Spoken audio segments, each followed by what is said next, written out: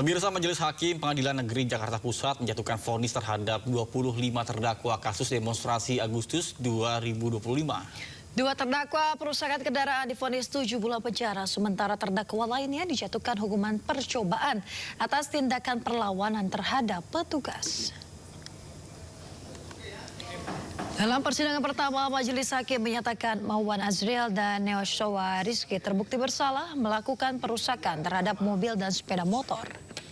Atas perbuatan tersebut, keduanya dijatuhkan vonis 7 bulan penjara dan harus menjalani masa hukuman.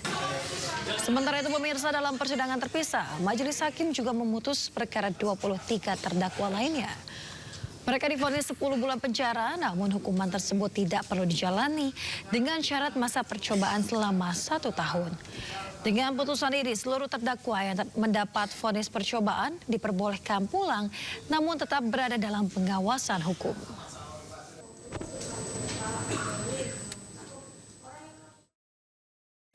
Beralih ke informasi lainnya, pemirsa, harga emas Antam pada Kamis 29 Januari meroket naik.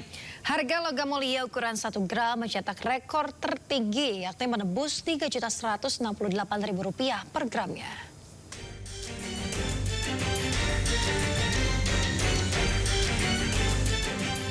Harga emas Antam Kamis 29 Januari mengalami kenaikan sangat signifikan, yakni naik sebesar Rp165.000 per gram. Harga jak kini mencetak rekor tertinggi, yakni menembus Rp3.168.000 per gramnya.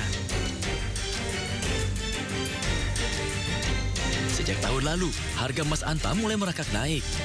Kenaikan signifikan terjadi pada Oktober tahun lalu, di mana 1 gram logam mulia mencapai Rp2,3 juta lebih per gram. Awal tahun ini, kilo emas semakin tak terkejar.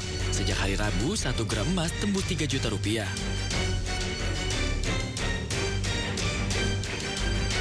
Kenaikan harga emas mencapai Rp3 juta per gram juga tercatat di Galeri 24 dan Untung Bersama Sejahtera atau UBS. Harga emas 1 gram di Galeri 24 pada Kamis dibanderol Rp3.068.000. Harga ini naik sebesar Rp96.000 dari hari sebelumnya, yakni Rp2.965.000 per gram.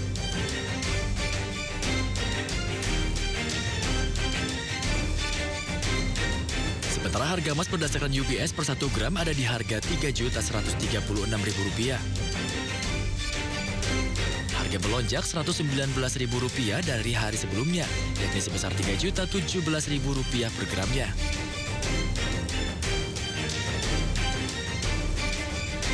Komoditas menyebut kenaikan harga emas merupakan dampak geopolitik yang tengah berlangsung saat ini. Kenaikan harga emas ini, menurut Anda apa faktor yang menyebabkan harga emas ini terus merangkak naik? Harga emas dunia ya merangkak naik, kemudian berdampak terhadap logam mulia. Karena saya melihat bahwa ada beberapa faktor yang mempengaruhi, ya salah satunya adalah faktor geopolitik, kemudian perang dagang. Sejumlah ekonom keuangan memprediksi harga emas dapat mencapai $10.000 Amerika Serikat atau Rp168 juta per troy ounce pada 2030 mendatang. Artinya, harga 1 gram emas bisa mencapai Rp5 juta pada tahun 2030 mendatang.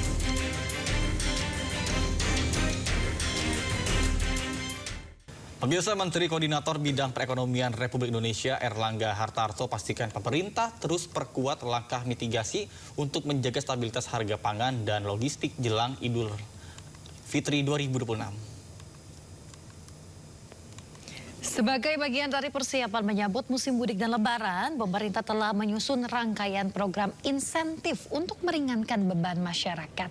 Program ini mencakup pemotongan tarif transportasi hingga penyaluran bantuan sosial.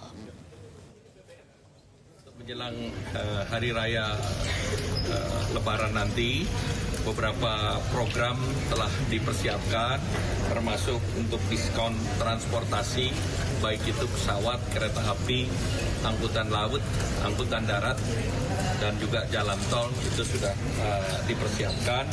Demikian pula untuk bantuan sosial, baik itu beras maupun minyak kita sudah siapkan juga.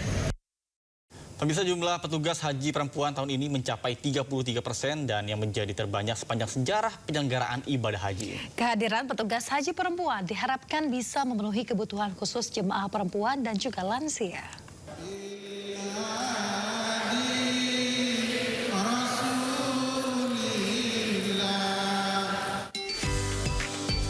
Menteri Pemberdayaan Perempuan dan Perlindungan Anak Arifatul Khoiri Fauzi berkunjung ke tempat pendidikan dan pelatihan calon petugas haji di Asrama Haji Pondok Gede, Jakarta.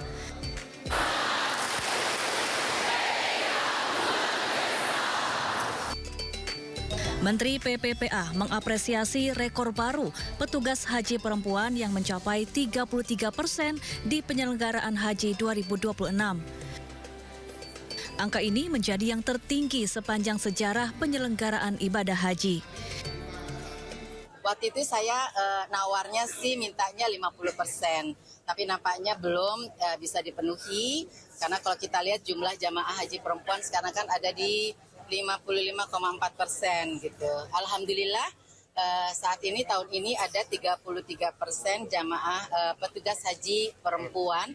Ini jumlah terbesar selama sejarah penyelenggaraan haji di Indonesia. Jadi ini kebahagiaan luar biasa bagi saya khususnya sebagai Menteri Pemberdayaan Perempuan dan Perlindungan Anak. Kehadiran petugas perempuan dinilai sangat penting karena pelayanan ibadah haji tidak hanya bersifat teknis, tetapi juga membutuhkan pendekatan empati dan pemahaman terhadap kebutuhan khusus jemaah perempuan. Dari Jakarta, Eti Juitasari, iNews melaporkan. Pemirsa, Wakil Menteri Haji dan Umroh Dhanil Anzar Simanjuntak menyatakan ada 6 calon petugas haji yang dipulangkan dari pendidikan dan pelatihan di Asrama Haji Pondok Gede. Pencopotan dilakukan lantaran ada calon petugas tidak jujur terkait dengan kondisi kesehatannya.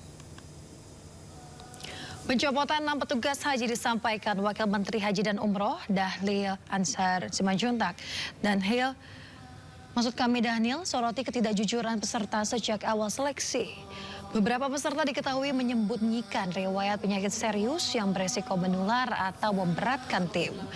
Keputusan menegaskan bahwa menjadi petugas haji bukan sekedar beribadah, melainkan tugas berat yang menuntut fisik prima. Dicopot itu kan banyak ya, misalnya karena faktor kesehatan. Ada yang ternyata MCU-nya penyakit jantung, bahkan ada yang harus dipasang ring, kemudian rekomendasi dokter itu tidak bisa ikut. Kemudian dicopot. Setidaknya ada 6 Pak Chandra ya, kurang lebih ada 6 orang yang dicopot. Nah, tim pelatih ini tentu punya kriteria dan kami serahkan sepenuhnya. Pak Menteri dan saya tidak pernah ikut campur terkait dengan kriteria dan standar penilaian mereka. Misalnya ya, kehadiran kan semuanya diharapkan full 100% bisa mengikuti. Kemudian kedisiplinan, kemudian ketertiban dan macam-macam.